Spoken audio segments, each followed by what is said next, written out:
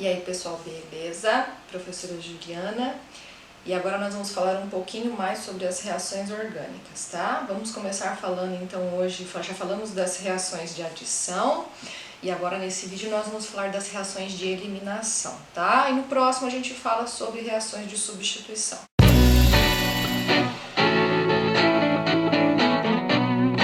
Então, basicamente, uma reação de eliminação, ela é o contrário da adição. Por quê? A gente tem que tomar cuidado com esses conceitos, porque o pessoal tende a confundir muito. A reação de adição, ela tira a dupla. Ué, mas ela não está adicionando? Sim, ela está adicionando um composto dentro da molécula, tá? Agora, a reação de eliminação não é aquela que elimina a dupla. Ela elimina alguma coisa de dentro da molécula e por ela eliminar alguma coisa e por ela retirar uma ligação, então o que acontece? Nós inserimos uma dupla, tá? A reação, então, de eliminação, como geralmente ela é o contrário da adição, tá? Ela tende a ser usada para formar alcenos, tá? Por vezes alcinos, mas alcenos preferencialmente, tá? E aí nós vamos falar das mais famosas que existem dentro das reações de eliminação, que seria a desidratação de álcoois, tá? Vou tirar água de dentro de uma molécula de álcool, ok? Já que o álcool tem um OH na estrutura, então aí eu consigo retirar esse OH e mais um H da estrutura, tá? E aí nós temos dois tipos de desidratação de álcoois, a intermolecular e a intramolecular. Nós vamos ver que essas duas vão dar produtos diferentes. É bem tranquilo, tá? É só a gente entender a linha de raciocínio que faz todo sentido, tudo bem? E depois nós vamos falar da desidrogenação, que não é desidratação, não é tirar água, é tirar hidrogênio, tá? Em haletos orgânicos, tudo bem? São as mais comuns. Então você vai acompanhar agora nas fotinhos que eu vou colocar, que eu retirei aqui da apostila para ficar mais fácil de vocês entenderem, tá? Então essa primeira foto aí é um esquema de como acontece então uma reação de eliminação, tá? Num esquema aí genérico. Eu vou tirar essas letrinhas coloridas aí da figura, o A e o B, e quando eles saírem da molécula, eu vou automaticamente inserir uma dupla. Por quê? Porque cada um dos carbonos faziam 4 ligações, e agora eles perderam uma, então eles fazem 3. Então, como eles fazem 3, eles precisam de mais uma, mas como eles estão um ao lado do outro, eles acabam fazendo uma dupla, essa ligação aí se repete entre eles. Tudo bem? Vamos começar então a falar da desidratação em álcoois. E a primeira coisa que nós vamos falar é da desidratação intramolecular, certo? Então, a desidratação em álcoois, ela precisa de um agente desidratante para acontecer, alguém que vai retirar essa água de dentro da molécula de álcool. E o mais comum que a gente tem, o mais utilizado é o ácido sulfúrico, certo? E eu preciso de uma temperatura adequada. A gente vai ver que a reação de desidratação intramolecular e intermolecular, ela vai mudar justamente pela temperatura que eu vou colocar aí nessa reação. Então ela não acontece a temperatura ambiente, tá? Eu preciso forçar essa reação de uma certa forma para acontecer. Eu elevo essa temperatura, tá? Já spoilando aqui para vocês. Quando eu elevo bastante, eu tenho desidratação intramolecular. E quando eu elevo um pouco menos, ela se torna intermolecular. Tudo bem? Então vamos ver uma figurinha aí de uma reação de intramolecular de álcoois. Olha aí. Então, ó, nesse caso aí você já pode ver na flechinha que nós temos aí o ácido sulfúrico, certo? E a temperatura aqui da intramolecular, ela é 170 graus. Tudo bem? Então, o que acontece aí, ó? Eu vou retirar um OH da molécula, que ela só tem um, né? Na verdade, ela é um met-et-prop-but, né? Ela seria um isobutanol e ela vai se transformar em um met-et-prop-but buteno, tá? Olha a figurinha ali, né? Então eu transformo um álcool em alceno. Então, basicamente, a hora que eu retirar esse H da água, eu retirar o OH que forma o álcool, aquele Hzinho ali que tá rosinha na figura, eu vou tirar a água depois no produto e formar um alceno. Então ele forma alceno mais água, tá? Lembra que lá na adição geralmente a gente tinha um produto só? Aqui não, aqui eu tenho alguma coisa mais a água que desidratou, tudo bem? Então, pessoal, dependendo do álcool que eu tiver, essa reação vai acontecer com mais facilidade ou menos facilidade, tá? Então, qual que é a prioridade? Os álcoois terciários reagem mais do que os secundários, que por sua vez reagem mais do que os álcoois primários. Se eu tiver, por exemplo, uma mistura, né? O álcool terciário tende a reagir com mais facilidade, mais rapidez, tá? O que é um álcool terciário? Lembra? OH do álcool ligado a um carbono terciário. Não é 3 OHs, pelo amor de Deus. O álcool terciário é o OH ligado a um carbono que se liga com mais 3 carbonos, tá? O que é um álcool secundário? É um OH ligado a um carbono que se liga com mais 2 carbonos, é um carbono secundário. Então, um OH ligado a um carbono secundário. O que é o álcool primário? OH ligado a um carbono primário, que só se liga com outro carbono, tá? Por que nós não temos álcool quaternário? Porque o carbono faz só 4 ligações. Então, se ele ligasse com 4 carbonos, como é que ele vai inserir mais um OH ali? Não dá, ficaria a 5ª ligação, né? Então, não tem como, tudo bem? Então, a prioridade seria essa, álcool primário, secundário e terciário, né? O primário reage menos, o secundário mais e o terciário entrou ácido sulfúrico e 170 graus, é nóis, né? Esse seria o terciário, tá? E aí, pessoal, a desidratação do tipo intramolecular, tá? Então, ó, intramolecular, ela vai produzir água e um alceno, tudo bem? Na intramolecular eu tiro a água de dentro da molécula e produzo a água ali no final, que já está sendo desidratada, e um alceno, tudo bem? Para relembrar, a intermolecular produz alceno, que depois vai mudar. Esse tipo de reação, ele pode produzir 2 produtos que eu vou postar aí na tela para vocês, um produto majoritário e um produto minoritário. E como é que eu vou saber qual que vai ser formado mais ou menos? Através da regra de Zaitsev, ou Zaitsev, né, whatever, não sei como pronuncia, tá? Mas segundo a regra de Zaitsev, olhando a figurinha aí, ó, nós temos uma reação química acontecendo de desidratação. E tá vendo que eu tenho 2 possibilidades ali de ter hidrogênio sendo retirados ao lado do OH? É sempre o hidrogênio vizinho, né, do carbono do OH. Então o carbono ali do lado esquerdo, que é rosinha, né, ele pode perder um H. E o outro carbono vizinho, que é o direito, que seria o azulzinho, ele também pode perder um H. Mas como é que eu sei que o produto rosa ali, ó, que ele me deu em cima, forma-se com mais frequência do que o produto azul que está embaixo? Por causa da regra de Zaitsev. E o que ela diz? Que preferencialmente eu vou eliminar a hidroxila e o hidrogênio do carbono menos hidrogenado.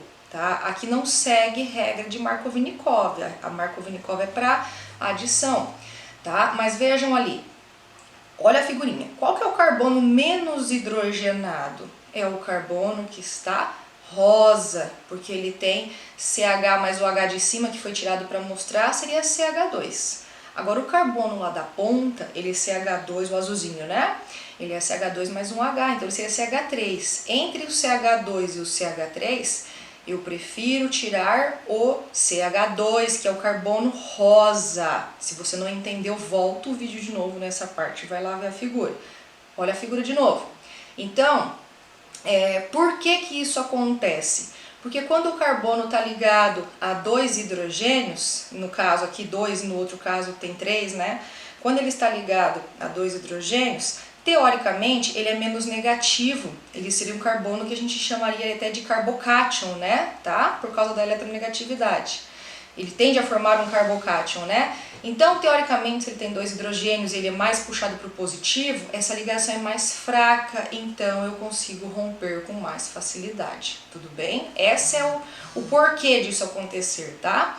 Então, eu faço com que eu tire um hidrogênio do carbono menos hidrogenado no produto majoritário, tá? Eu posso usar apenas um dos produtos, tá? Mas eu preciso saber que eu tenho 2 formas de formar alcenos aí nessa desidratação, no caso de uma molécula com mais de, né, aqui tem 4 carbonos, né? No caso de desidratação intramolecular, tudo bem? Vamos então agora falar da desidratação intermolecular. E por que ela é diferente? Porque agora a temperatura não é mais a temperatura que a gente usava na intra. Agora eu vou usar em torno de 140 graus. E o meu produto vai ser um alceno? Não, o meu produto vai ser um éter. Eu vou ter um heteroátomo, tudo bem? Então, precisamos lembrar disso daí na hora da gente fazer a nossa, o nosso estudo de reações de eliminação. É fácil, porém tem alguns detalhezinhos que precisam ser guardados, tá? Vamos ver a figurinha então, para a gente poder memorizar e entender. Veja então aí como que acontece a reação de intermolecular, tá? Por que que ela é intermolecular, né? Porque, na verdade, eu ainda vou deixar um pedaço aí do O dentro da molécula, que vai virar um éter, né?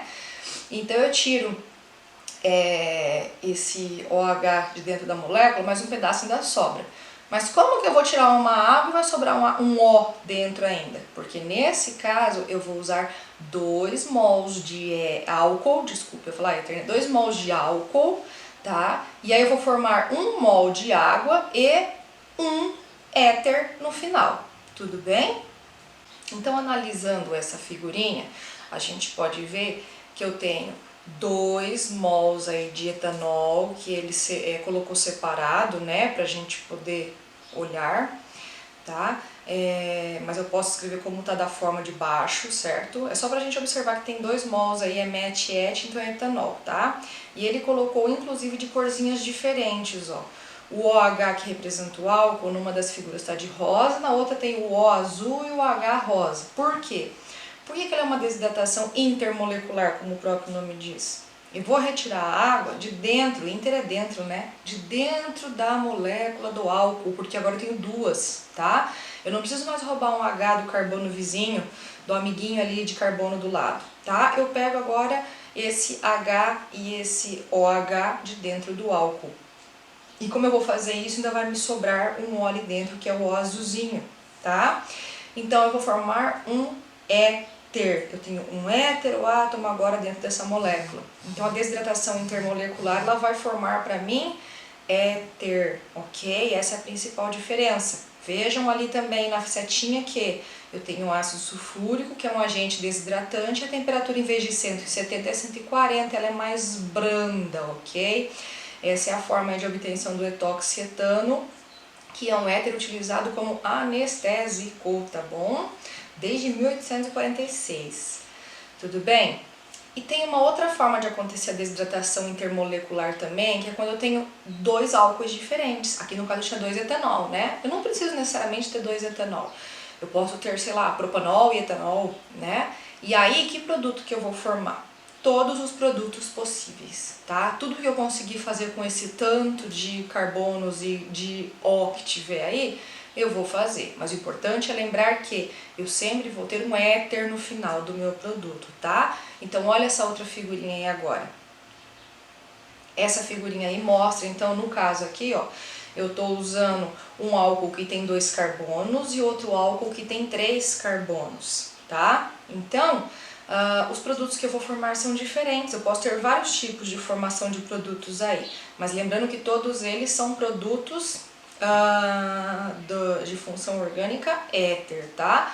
Então, o primeiro produto ali, ó, como eu tenho 3 mols, veja ali que no começo tem 3 mols de etanol. Olha ali um 3 do lado da molécula rosinha. Então aí eu posso ter a formação de uma molécula só de compostos rosinhas. Olha ali, se eu desmembrar esses 3 etanol e escrever igual aquele exemplo anterior, eu tenho 3 moléculas. Eu posso formar aqui água e um O no meio. Faz aí se você tiver com dúvida, tá? Ou eu posso formar uma molécula proveniente apenas do segundo álcool aí, que tem 3 carbonos, que seria a molécula pretinha que ele dá no meio. Ou eu posso formar uma molécula mista que retira H de uma molécula e OH de outra. Tudo bem? Certo, pessoal? Então, basicamente, a desidratação em álcool seria isso, tá? Depois eu vou tentar gravar um resuminho em um podcast pra gente ter todas as reações resumidas aí num áudio, ok? Agora vamos falar da desidrogenação dos haletos, que seria o próximo tipo de reação de eliminação. Bem conhecido e bem comum, tá? Como ela acontece? Veja a figurinha aí do exemplo clássico, né? O que é um haleto, pessoal? De novo, família 7A, tá? Ligada a grupos orgânicos. Então eu formo um haleto de alquila, tá? Um haleto orgânico. Veja a figurinha então para você entender. Então olha o que acontece, ó. Eu tenho uma molécula da 7A ligada aí com um composto carbônico E essa reação ela tem agora outras condições para acontecer. Ela não acontece mais com agente desidratante ácido sulfúrico, ela acontece com uma base forte, tá? Então olha ali, no caso, nós temos o hidróxido de potássio, base da família 1A, base inorgânica, muito forte, tá? Potássio cáustica, tá? Bem forte, assim como a soda cáustica. E nós precisamos de um solvente menos polar que a água, tá? No caso aqui a gente está usando álcool e geralmente é o álcool, tá? Álcool é polar, porém a água é muito mais, né? Porque o álcool ele estabelece apenas uma ponte de hidrogênio ali e a água faz duas, né? Então o álcool ele seria menos polar, tá? Mas ele é polar da mesma forma. Então veja o que vai acontecer. De novo eu vou formar um alceno e agora eu formo a água também, né, como subproduto igual na desidratação intramolecular de álcoois, mas aquela base que eu usei ali, ó, ela vai formar um sal, tá vendo? Então basicamente a diferença da reação de eliminação em haletos é que ela vai formar um sal no final. Então ela forma alceno mais sal mais água, tudo bem? Tá vendo a figurinha ali, né? Então agora a gente vai falar também daquela questão dos produtos que podem ser formados dentro da desidrohalogenação. Eu tenho um produto majoritário e um minoritário. Vamos ver a figurinha ali então e você vai ver qual que forma mais e qual que forma menos, tá? Pulando para a próxima figura. Nós temos ali, ó, uma cadeia carbônica grande no caso, né? Assim, nós temos 4 carbonos ali, comparado com 2 no exemplo anterior que a gente viu, né? 4 carbonos, e eu tenho o cloro ali, ó, no segundo carbono. Tá vendo que tem 2 hidrogênios do lado daquele cloro? Os 2 vão ser retirados, tá? Eles podem formar os 2 produtos. Veja ali nos produtos o que eu posso formar. Eu pego o K da base, formo KCl, porque o meu haleto é de Cl e minha base é de K. KCl formou um sal aí, né, cloreto de potássio. A água lá no final, tá vendo, de azulzinho, porque eu tirei os Hs. E o OH da base, tá? Aquela água, é interessante lembrar que ela vem do OH da base e do H de um dos hidrogênios que eu tirei. E como eu vou tirar esse hidrogênio, vai sobrar uma ligação para um carbono, ele vai ter que fazer uma dupla, por isso que eu formo um alceno. Veja que eu formei 2 alcenos, ó. Se eu tirar o hidrogênio da direita, eu formo o produto 1, que é o majoritário. Se eu tirar o hidrogênio da esquerda, eu formo o produto 2, que é o produto minoritário, tudo bem? E por que o produto majoritário é o produto de quando eu tiro o hidrogênio da direita, tá? Por quê? Porque aquele ali é um carbono secundário, certo? Então, é mais comum acontecer essa reação aí, né, de eliminação do hidrogênio num carbono secundário do que num carbono primário. Se fosse terciário ainda, seria mais fácil ainda, tá? Então, quanto maior as ligações desse carbono com outro carbono, mais fácil será retirado o hidrogênio. Então, a dupla tende a ficar naquele local onde ele foi retirado, tudo bem? Pessoal, tá com dúvida? Não entendeu? Volta e repete o vídeo tudo de novo nessa figura e nessa parte da função, tá? Que você vai entender sim, ok? É só observar onde os hidrogênios estão ali do lado do cloro, né? O hidrogênio da direita, o hidrogênio da esquerda. Quem está no carbono secundário? É o do meio da cadeia. O primário vai ser sempre a extremidade, né? Então, preferencialmente, esse carbono secundário vai retirar o hidrogênio. Ele tira, como ele é um carbono secundário, né, teoricamente ele seria mais, vamos dizer, fraco a ligação dele ali com o hidrogênio. E ele consegue retirar, tá? A ligação se desfaz com mais facilidade, então ele prefere fazer esse tipo de ligação. Quando ele manda esse hidrogênio embora, ele ficou ali, ó, com uma seta ali pro lado, né? Não tenho quem me ligar. Faço o quê? Uma dupla. E aí formo o alceno, tá bom? Tinha 4 ligações, saiu uma, vou ter que dar um jeito agora de fazer uma dupla, tá? Para poder recompor essas ligações. Tudo bem? Tranquilo? É fácil, né? Calma, é a primeira vez que vocês estão tendo contato, né? Às vezes dificulta um pouco, mas é tranquilo de raciocinar. Tá com dúvida? Volta o vídeo de novo. Pausou? Volta de novo. Tudo bem? Certo? E pra gente fechar, só um exemplo aí de uma exceção, de uma coisa que pode acontecer, que é reagir nesses haletos com zinco. Outra figurinha aí pra você. Quando a gente reage a alguns haletos que são vicinais, lembra lá nas reações de adição, né, que a gente falou? Os vicinais é quando eu tenho os halogênios vizinhos da molécula. Olha aí, ó, bromo-bromo, né? um do lado do outro. Eu tenho dois e eles são vizinhos, tá? Então essa situação é para alguns dialogenados, né? Dois compostos da 7A e vicinais, eles são vizinhos. Se eu tratar eles com álcool, olha a setinha aí. Setinha com álcool. E junto com aquele aleto eu tenho o que? ZN-D5, tá? Então, o que acontece quando eu faço isso? Eu elimino os dois aletos que vão se juntar com o zinco é capaz de puxar todo mundo, tá? E eu formo um alceno. Olha como fica aí a produção no final, tá? Nesse caso aí, quando eu reajo, né, com zinco, eu não formo água, tá? Eu formo ali ó, o brometo de zinco e eu formo esse alceno no final. Como tinha dois carbonos, vira um eteno, tá?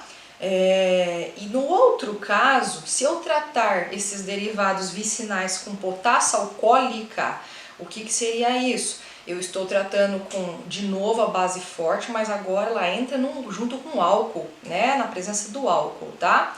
Eu ponho, no caso, 2 mols agora de hidróxido de potássio, que é uma base forte, junto com esse aleto, misturo e adiciono um meio alcoólico, tá? O que eu vou fazer? Além desse K de novo agir com o BR e o OH da base agora, vejam que no zinco não tem OH, né? Então o OH da base vai me formar água e eu formo o que agora? Um alcino, tá? Eu tenho 2 carbonos aí perdendo as ligações, mas eu tenho 2 mols de base. Então eu vou ter que recompor 2 ligações e esse carbono forma uma tripla, tudo bem? Isso é uma exceção, tá? Então, pessoal, espero que vocês tenham entendido, tá? É uma reação relativamente tranquila, de boas, certo? E a gente vai tirando as dúvidas e sanando isso com o passar dos dias e do tempo, ok? Beijo pra vocês, bons estudos, tchau, tchau!